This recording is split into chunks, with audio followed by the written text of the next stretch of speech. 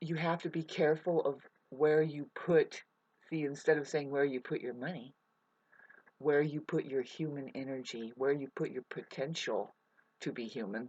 As just energy, you're being used. If you, in fact, are a humane being, you're probably thinking that the system is humane, just like you, that it's looking out for you, for your best interest, and it's just not. It's more geared up to try and make you, slap you around to find out what your best interest really is. That's just the way it is. It's not, it's coming from a very, it's operating as an excuse because humanity has gone away from the truth so much, and they don't know what reality is, they don't honor it, to where money is just an excuse for having not been able to show up there. And what we get with most, like I said, all of the multimillionaires that I've worked for,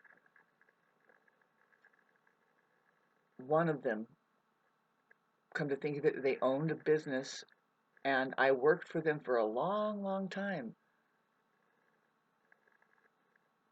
I'm getting sketched out because it's like, well, they only employed women, and they were of all ages. That person employed people of all ages. And it was just a little factory making wind chimes. And the person who founded that place originally was a jewel to me because of the way that she would look after me going through some problems with not people with money, but just where I was with the people. They were um,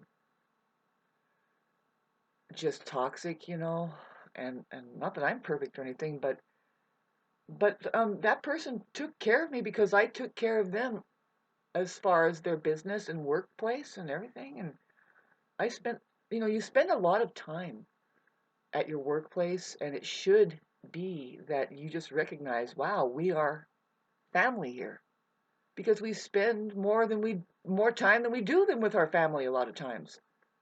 And it has to be that, I mean, come on, if you're a humane being, you're going to gain a rapport, you're going to feel who these people are, you know? And boy, I those kind of people, that boss that I had who really took care of me when I was being ganged up upon by even the system. She wrote letters and said, "Excuse me." This, just kind of she saw, and when I think about it, it's like, wow, that person, you know, man, gives me hope.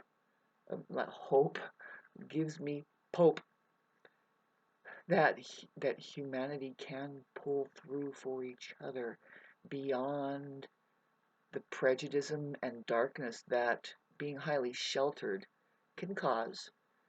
And see, okay, so the background of this person now that I'm talking about is who is in my life needs to be framed and said, because that was an epic time when when my the quality of my life pivoted on whether or not somebody recognized my true character. And she did, and she wrote a letter, and it saved my ass, um, because I was being ganged up upon. Because you see, when you try to defend yourself against really toxic people,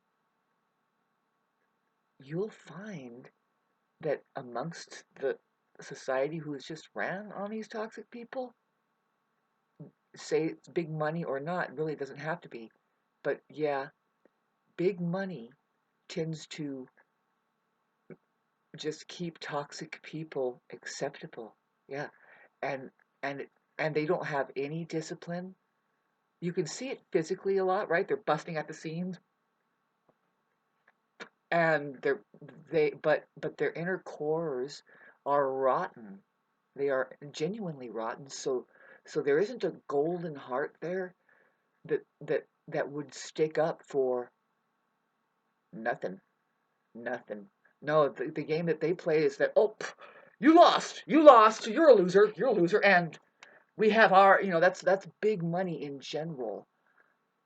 Is, it's encroached all around me. That's why I'm talking about it. My block is full, and it's like, okay, so it's obvious that you people are rotten, stinking rotten. You don't know how to live. From one household to the next, it's because your money shelters you, and you do have problems within your families, don't you? Don't you? Don't you? Yes, you do. You're struggling with things that really, when you look at it, it's like, well, have, do you want to become a human being or not? Do you want to live and graduate into becoming a human here or not? Or are you going to stay just binary ones and zeros and on and off? And I went today and I didn't go today, and I go today and I didn't go today. And it's just on and off signals that you're getting that pertains to whether or not you made those cha-ching or not, the money, right? That just keeps you numb. You people are buzzing on a numb. And you know what? It's not that I don't like what human beings, the creators, co-creating here with the truth a little bit. I don't dislike what all of that, the capability of. We don't need money to do that, by the way. We don't need any money to do that. What you're saying is like when you say that you need like Tesla. See, this is really hard to talk about, but if you start moving freely, if you get more than look at Jesus Christ. You get more than 12 people or 12 people on your side that says we can do something here if it's not just think of a better way and expose it. What comes and gets them? A fucking mob. Historically, it's here. It's here stuck. It's stuck on this fucking plane, tooling about. And if you're watching this, have you noticed some of the crazy people here? I'm not talking about the ones that are tooling about they are sane, doing the money bit. And it's just because the quality of association, the human association, it turns into a cancer. It's a plague. It's plaguing people that have common sense, and they're like, God, we would really like to work something here. It's anything, at least a drop of rain. Nothing can work here with the mentality that money is keeping. Just as an excuse. When you think about it, all it can do is keep mentality. It's not keeping your body well. Really, really look at it. Hasn't it been this long? Hasn't been that long for me. I'm just kind of ignorant going like this. I'm hardly 50, okay? But when you look at it, throughout history, throughout generations is what we mean when we say history. Um, whole whole families and people blowing up with this shit and just popping and not meaning a single thing. Won't even be traced and can't even be um, appreciated in not even 4 years. Would it? Is it? Does it matter? Just tons of this going on that is incarnating. It comes back here to a heaping mess that they create. The materialists, the ones that are here tooling about with their shiny plastic cars, and they think it's very temporary. How that they what they're grasping onto, which isn't worth a damn. It's not worth a damn.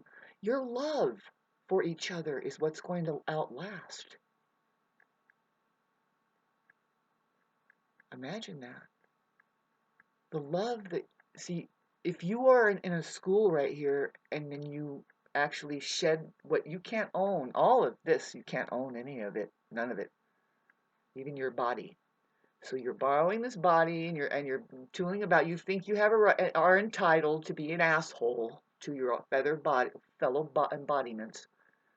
And so you get upstairs and they come back and they look at you and they say, "So what did you love? Who did you love?" They didn't say how much of your bank account did you fucking stock up and what kind of insurance did you fucking achieve and how many credit cards did you keep in the black. No. Your main fucking challenge here was to be a better presence, not just to people, but to yourself first. Find out how you're feeling. What kind of game you're playing about that feeling. What is it? Is it a genuine feeling or is it a feeling of fear that is pacifying itself by way of obeying an enemy? Most people are doing that. Most people, I see 80% are caught up in something, so, but it's like 95%. You can see it. Whoever lines up at the city halls waiting for somebody to give them something of something they need to know of something about their life. It's like all the protesters that go out there and try and get somebody to give. It's like, would you figure your shit out and learn how to live with each other? And what's the basics here? What do you want? What have they been stringing you out over? If you haven't noticed it, if you fat fucking pigs, it's your food. You're just afraid that you're going to starve. You don't like that feeling. You don't like a feeling. A little bit of hunger and oh, eat a donut. Sorry, don't mean to make fun of you people, but you know what? You guys are being so fucking rude. Jesus is coming after you. Bottom line, what it is you don't treat the truth right. Now I'm saying you. Hey, could be speaking for a lot of other people here that it's like, money, shmoney. How are we doing today? How are you? Do you have real good interaction with each other? Do you feel like sustained through a common sense that is the present moment, that you're just like, hey, I'm here for you? Huh? Can you hear just literally as an availability, with all my senses? It's basically the same for everybody. Did you get enough to eat today?